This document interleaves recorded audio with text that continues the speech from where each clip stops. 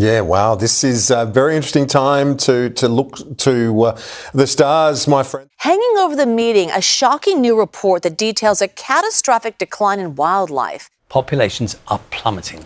The organisation's Living Planet report has revealed that global wildlife numbers have shrunk by an average of 73% in the last 50 years. On to China. Coastal cities like Panjin and Yingkou in Liaoning province and Tangshan in Hebei province were deluged as a result of high tides, flooding homes and vehicles in the area since the start of this week, and things kept getting worse. This unforeseen extreme weather event left much of the East Coast underwater as experts looked for answers. What experts say is that in the absence of obvious wind and waves, a sudden increase in water levels over such a large area has never been recorded either domestically or internationally. And what was different, basically, was that the event was strong and sustained, with water levels staying about 1 meter above normal for more than 20 hours, with several tide gauge stations in Liaoning reporting record-breaking levels. But the impact was also felt in many other parts of the country. Reverse flows of seawater surged down the coast of the Yellow Sea in Jiangsu province, as well as the East China Sea coast in southeastern Fujian province. According to an expert from the Ministry of Natural Resources, the unusual rise in water levels was due to mainly a combination of storm surge oscillations. 快点起来，赶紧的啊！屋里全进水了，呜呜的上的水。你看这车，都灌了啊，二季度都灌了。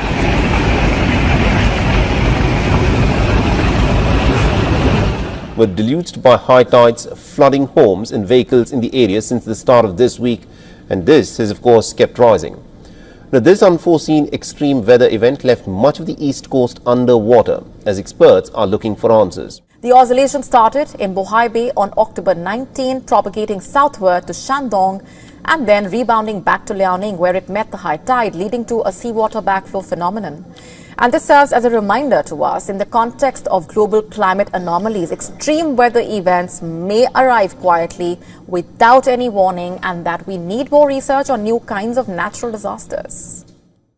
From the grassy fields of the Serengeti to the urban jungles of the San Francisco Bay Area, creatures big and small across the globe are under threat.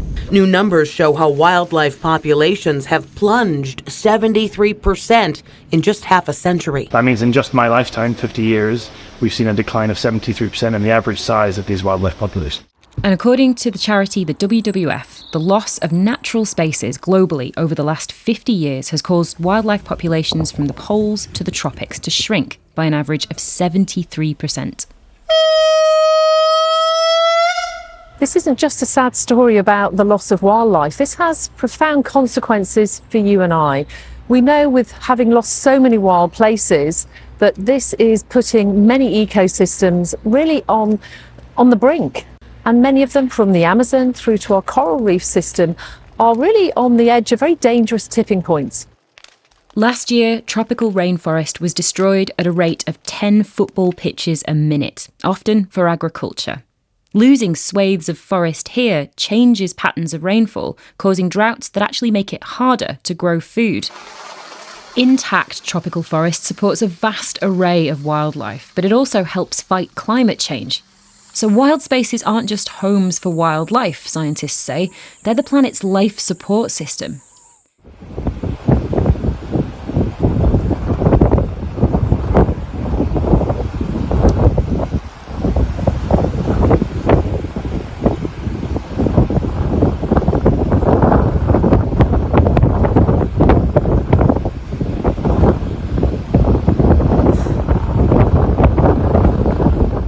When we are changing things so rapidly, we unravel those connections.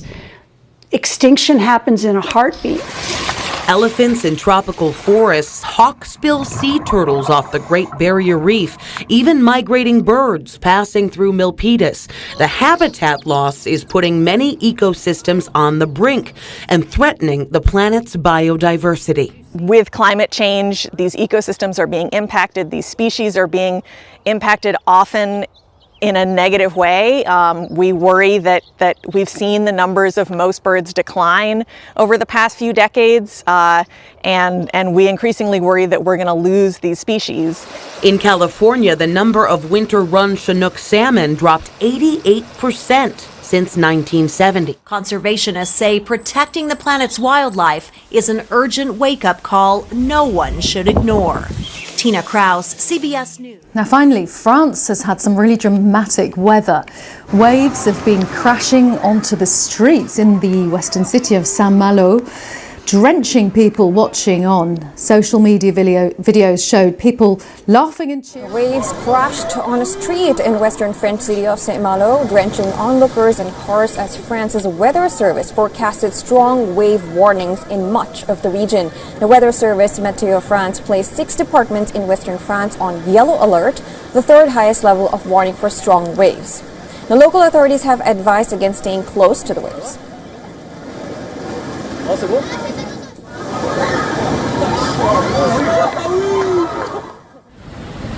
Viens la voiture.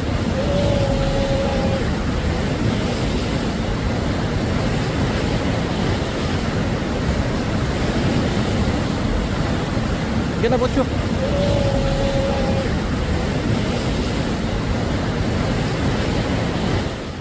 Rivers burst their banks, roads and railway tracks were covered with muddy water. More than 6 months of rain fell in 2 days. The regions hit by this week's torrential rains are rarely flooded.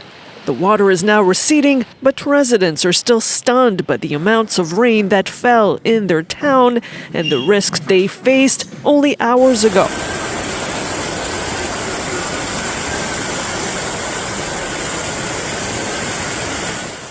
Moving on, global warming is leading to extreme climate events. It's code red for humanity. Extreme weather events are creating havoc. Now our world is witnessing severe flooding from heavy rains. Now here is a roundup from across the world. The floodwaters gushed down the street in a town in New Mexico after heavy rainfall. A street in Roswell turned into a river after torrential rains pummeled eastern New Mexico overnight. According to the New Mexico National Guard, quoted by the U.S. media, 1 person died and hundreds were rescued. A flash flood warning for New Mexico was issued on Sunday by the National Weather Service.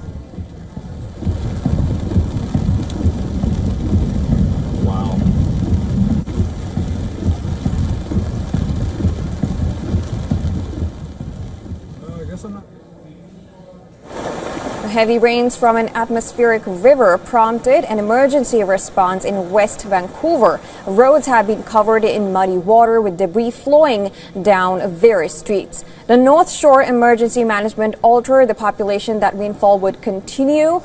They have alerted them and urged people to avoid trails, forested areas, and steep slopes. According to local media, Environment Canada forecasts up to 150 millimeters of rain near Vancouver Island's coast and up to 250 millimeters in mountainous areas.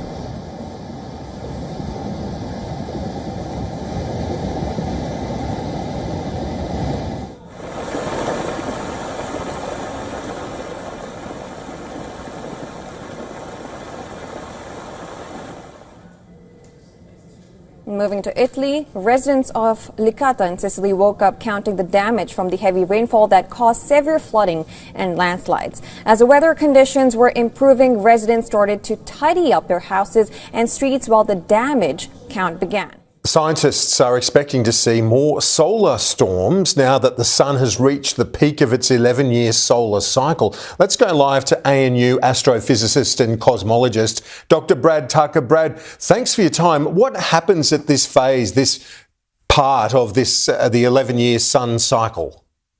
Yeah, so during the 11 years, the sun essentially flips its magnetic pole. So, on Earth, we have a north and south pole. The sun has the same thing, but over 11 years, this reverse happens. And as this reverse happens, you get the most energy flowing through, charging really the atmosphere or the photosphere, the gas of the sun. And when that does, the sun does these eruptions, these little blips that you're kind of seeing on the surface of your screen now. And on the surface of the sun, you get all of these pockets. So it's not just one area that does an eruption, it's multiple areas that do an eruption. So during the peak solar cycle, you're not just having bigger eruptions at an individual time, you're having more of them and more frequent. And as that energy, as that gas leaves the sun, it travels through space and sometimes hits the Earth.